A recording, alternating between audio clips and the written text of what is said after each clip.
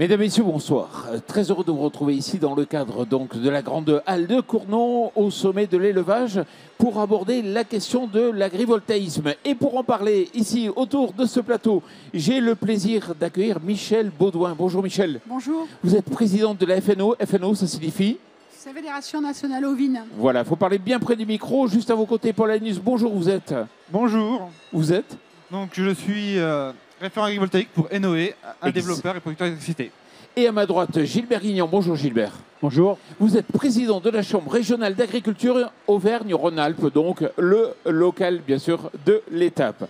Alors, Paul, c'est vous qui allez faire un peu le point. On en parle de ce décret depuis un moment, il a été adopté. On en est où là aujourd'hui ?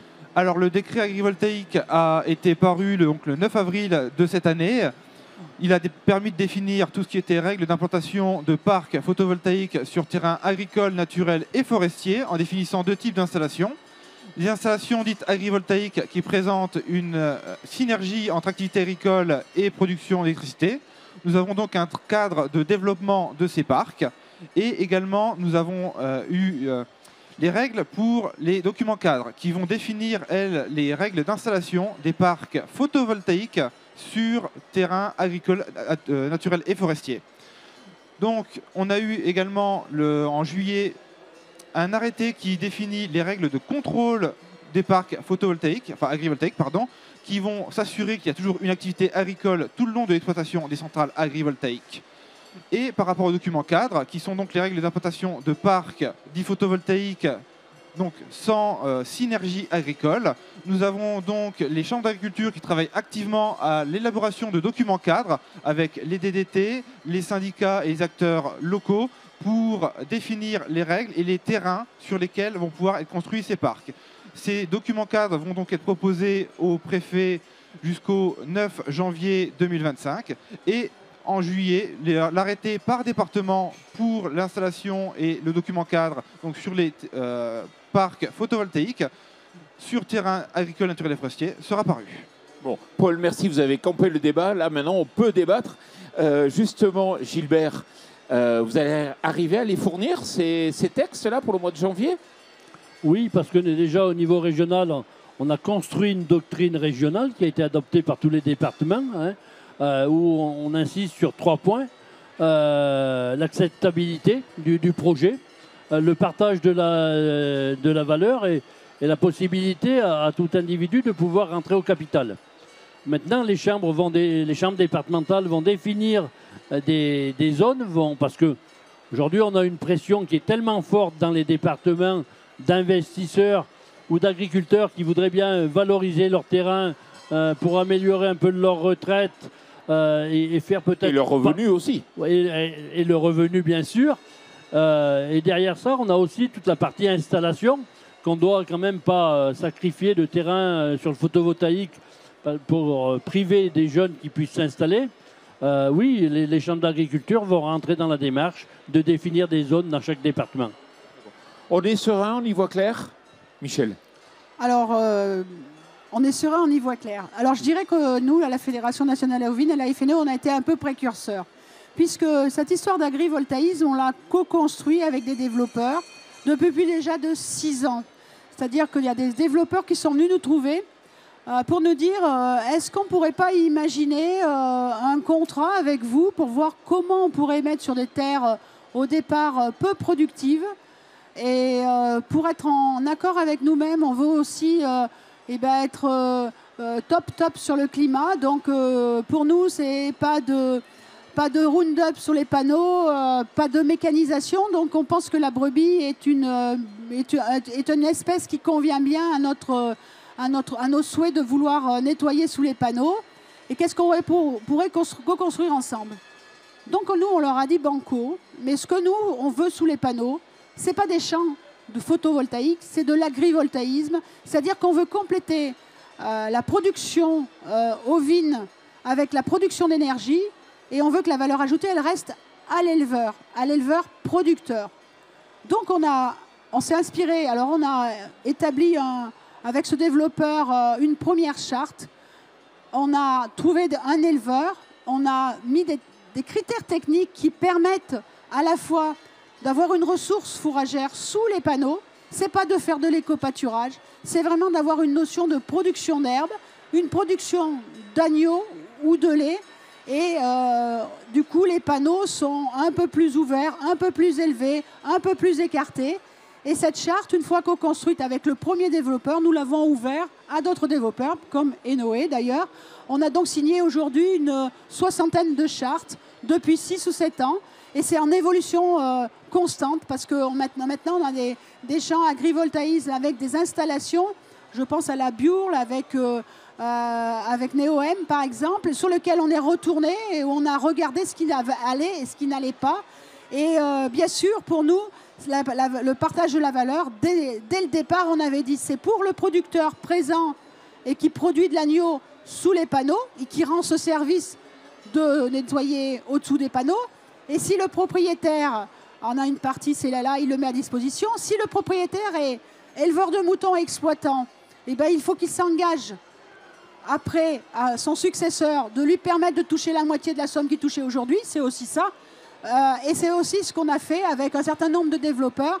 Et donc, pour nous, il n'y a pas d'antinomie entre l'agrivoltaïsme dans cette conception de double production, une production agricole et une production énergétique. Et du coup, c'est le double défi dont tout le monde aujourd'hui recherche, la souveraineté alimentaire et la souveraineté énergétique.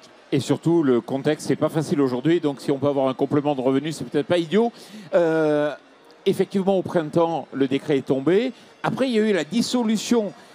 Ça a un peu perturbé quand même le timing. Est-ce qu'aujourd'hui, ça se débloque ou pas? Par exemple, vos projets aujourd'hui, ils se débloquent ou pas? Alors, on a déjà un cadre qui nous permet réellement de pouvoir développer les projets agrivoltaïques. On a également beaucoup de contacts avec que ce soit les chambres et leurs doctrines, chartes départementales, régionales.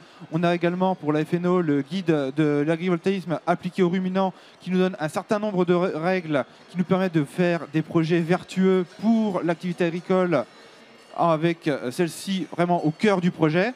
Après, pour le déblocage des projets, évidemment, il y a certains projets qui sont passés de longue date qui doivent être convertis, et pour tout ce qui est chambre, études, et pour tous les passages, pour la validation, on a énormément de projets qui ont été lancés par énormément de développeurs, donc forcément il y a une liste d'attente qui est longue, avec beaucoup de projets examinés, ça prend du temps, et forcément il y aura une file d'attente qui sera plus ou moins longue. Oui, puis il faut le dire, il y a la variabilité selon les départements. Oui, il y a énormément de variabilité en fonction des départements. Après, pour rebondir toujours sur la FNO, le partage de la valeur est toujours au centre. Après, on a toujours quelques variabilités sur des surfaces maximum, sur des critères bien spécifiques qui correspondent aux attentes locales des syndicats, des producteurs. Et ces attentes correspondent vraiment aux besoins départementaux des éleveurs et des chambres d'agriculture. Gilbert, moi je le vois, selon les départements, selon les présidents de chambres, on interprète différemment. Est-ce qu'on a envie ou pas d'avoir un développement rapide de l'agrivoltaïsme? Oui, la situation est différente. On prend des départements comme l'Allier où il y a eu beaucoup de développement. Pourquoi? Parce qu'il y a des grandes surfaces, des grandes parcelles, alors qu'on a des départements où le morcellement va limiter quand même un petit peu l'agri-photovoltaïsme. Mais moi, aujourd'hui, dans la Drôme, on a 2 ou 3 expérimentations parce qu'on doit lier l'agro-photovoltaïsme au changement climatique. Et cette année, on est très bien placé pour en parler. Quand on a vu les masses d'eau qui sont tombées, les maladies que ça a entraîné sur la végétation, que ce soit les arbres fruitiers, la vigne et compagnie, moi je pense qu'avec l'agri-photovoltaïsme, s'il est maîtrisé, on va améliorer la production qu'il y aura dessous par rapport à celle qu'il y avait hier. Et c'est tout ça qu'il faut qu'on analyse. Il ne faut pas se précipiter, mais il y a de la place. Il y a les montages financiers aussi à étudier parce que ça chiffre rapidement. Moi, je pense que l'agri-photovoltaïsme va nous servir pour lutter contre le changement climatique. C'est-à-dire la capacité à maintenir un microclimat en nombrant, par exemple, mais aussi pour les salariés des fois, qui peuvent travailler dessous dans de meilleures conditions. Et dans la Drôme, c'est pas neutre l'été. Tout à fait, en termes de chaleur, de température. On a vu que des fois, où il y a des panneaux, ça craint peut-être un peu moins le gel parce que ça va protéger de 2 ou 3 degrés et c'est l'essentiel. Et puis, quand on a des masses d'eau qui sont tombées aussi, on peut les orienter sur les interrains. Et puis oui, comme vous dites, les nouveaux vergers, eh ben, ils seront plus agréables pour les travailleurs saisonniers dessous. Ils pourraient être à l'ombre une partie de la journée. C'est tous ces panneaux maîtrisables, orientables, ben, qui font que demain, les agriculteurs trouveront encore de l'intérêt pour produire. Michel, vous êtes confiant par rapport au nouveau gouvernement sur la volonté de continuer à avancer? On se posait la question sur d'autres débats. Est-ce que vous êtes confiant justement là-dessus? Enfin, moi, je pense que de toute façon, il va falloir passer par l'eau ou par le pont. Hein. Donc, à un moment donné, il va falloir ramener de l'économie. Il va falloir ramener de la souveraineté, comme je vous disais. Nous, la souveraineté alimentaire, c'est vraiment un défi qu'on s'est fixé à la FNO, d'aller au-delà des 50% d'autosuffisance malgré la crise sanitaire. C'est quand même un objectif qu'on veut atteindre. Et le dérèglement climatique, on est les premières sentinelles.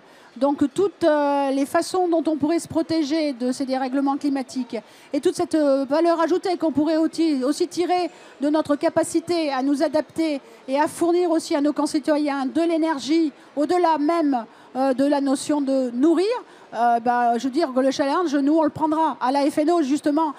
Et je dirais, un clin d'œil à Gilbert, on a bataillé pour expliquer notre projet FNO avec l'agrivoltaïsme. C'était pas évident au départ. C'était pas évident du tout. Je me souviens d'une communication avec la présidente de la FNSEA où elle me disait non, tu vas faire monter le prix des terres, ça va déshabiliter complètement le foncier.